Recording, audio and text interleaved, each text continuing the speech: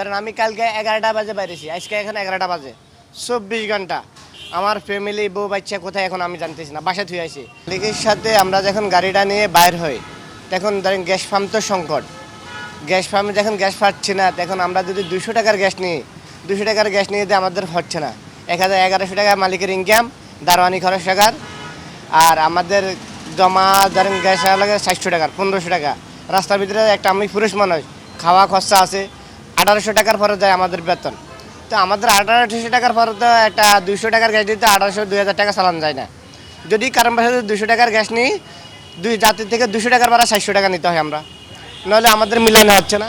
যদি কোম্পানিতে যাই বললে যদি কিছু টাকা কম নেওয়ার জন্য কোম্পানি নিচ্ছে না, কোম্পানি কত হলে আমাদের গাড়ি বিক্রি করে দেওয়া, তাহলে আমাদেরকে এগুলো নেবো বলি, আর নাহলে চালাইলে গাড়ি চালাও, নাহলে চাবি দিয়ে দাও, ইনকাম বরাবর দিতে হবে। এখন আমরা তো এই সংকট নিয়ে, এই ফ্যামিলি নিয়ে এগুলা শহরের বাদ চলে না। আমাদের বাচ্চা আছে, বাল বাচ্চা আছে। গতকালকে আমার কোম্পানিতে আমি বললাম যে, গতকালকে না পরশুর ঘটনা, আমি 800 টাকা ইনকাম দিলাম, আমার ফোন দিল 200 টাকা কম দিলে কিনা। তা আমি বললাম যে মামা গ্যাসের সংকটের কারণে আমি গাড়ি চালাইতে পারি না, এমনি 200 টাকা দিছি। কয় ইনকাম 200 টাকা বকেয়াটা দাও, আর নাহলে গাড়ি বিক্রি করে দেবো, গাড়ি চালাইও না, চাবি দিয়ে দাও। এখন আমি বললাম তো এটা তো আপনি গোসা করে বললে আমাদের নাই, গ্যাস নাই, আমরা কি করবো?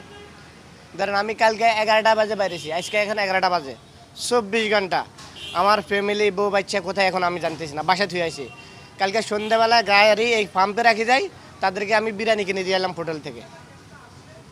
গরক নাই, গ্যাস নাই। এখনও আমি এখানে পাম্পে ধরেন 6টা 50-এ বলছে যে ওরা বন্ধ করে দেবো পাম্প, কিন্তু 6টা 50-এ কারেন্ট চলে গেছে। এখন 2 ঘন্টা পরে আপনার কারেন্ট আইছে, এবারে গ্যাস নাই। তাহলে আমি 24 ঘন্টা পাম্পে, আমার কোম্পানি এখনও 1 সেকেন্ডের জন্য ফোন দেয় না, এই ড্রাইভারটা আছে নাকি আমার গাড়িটা বিক্রি করে দিয়েছে নাকি কোথায় চলে গেছে।